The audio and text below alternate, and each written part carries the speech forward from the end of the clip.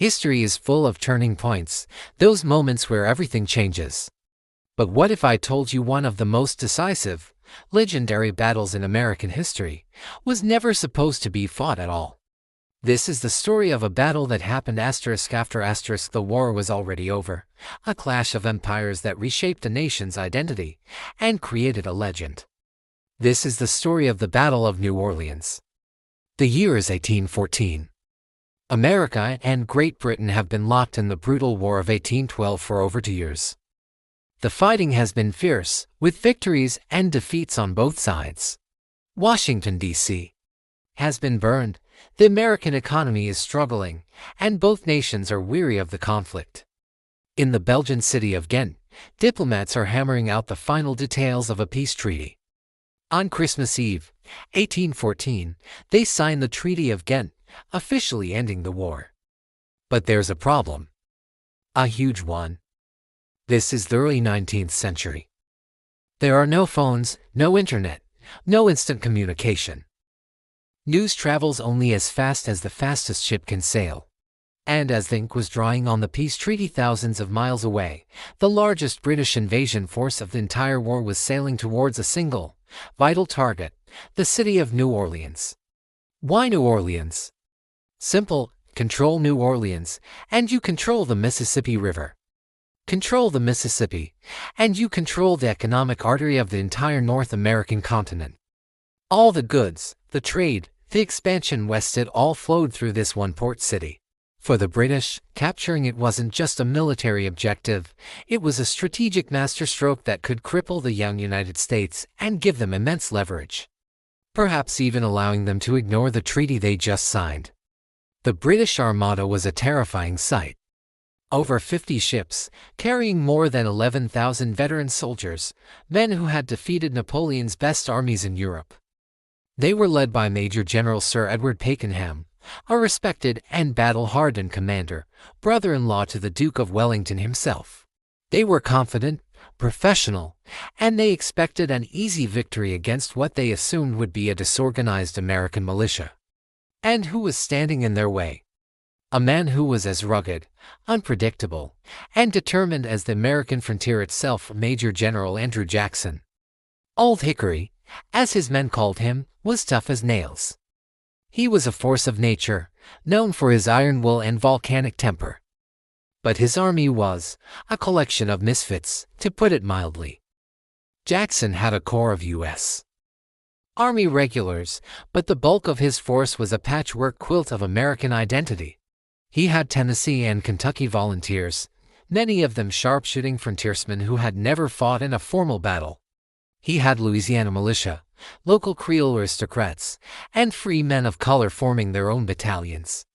He even had the notorious pirate Jean Lafitte and his band of buccaneers, whom Jackson had initially called hellish banditti but now desperately needed for their cannons and gunpowder. This wasn't a professional army. It was a desperate coalition of people from every walk of life, united by one goal: to defend their city. When Jackson arrived in New Orleans in December 1814, he found the city in a state of panic.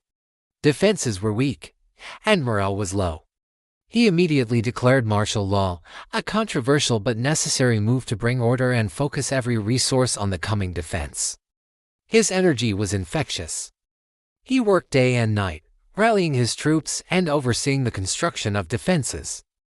The main American defensive position, which would become legendary, was a ditch called the Rodriguez Canal, running from the Mississippi River to a cypress swamp.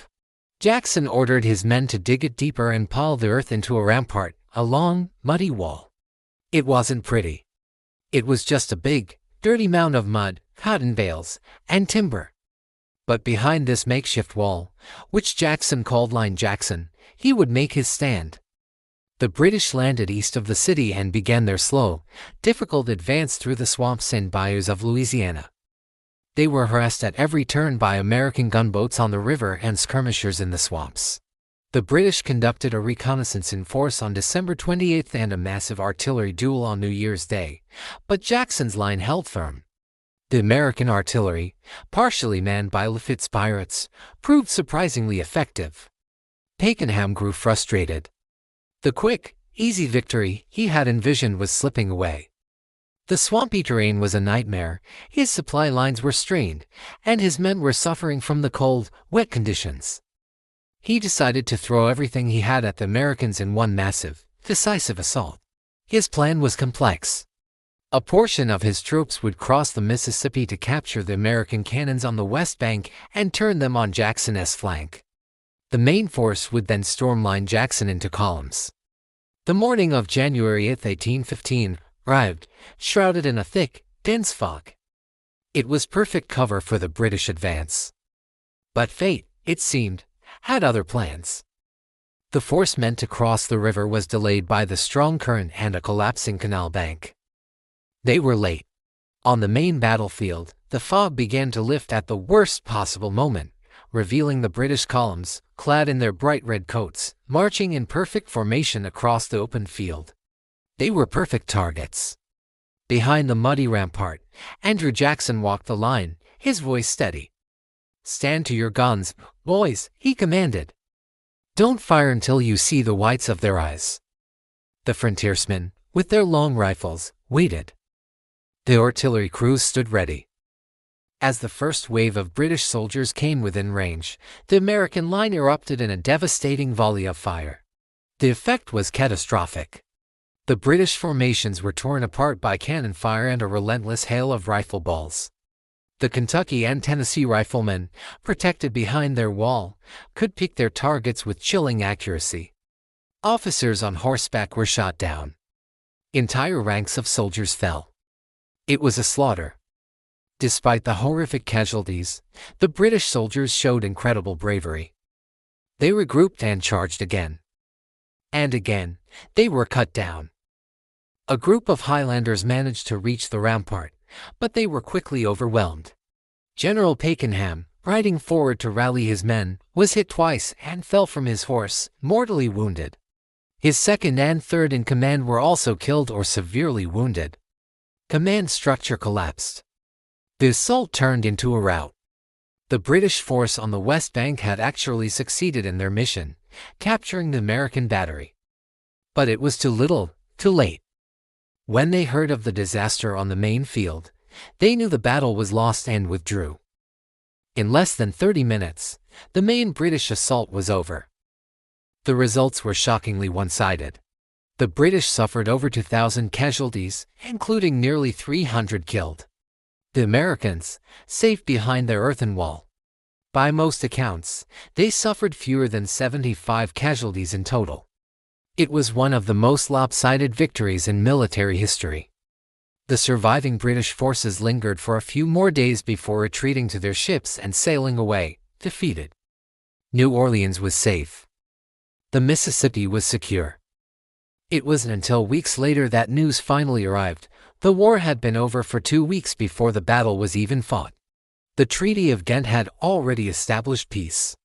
In a technical sense, the battle was completely unnecessary.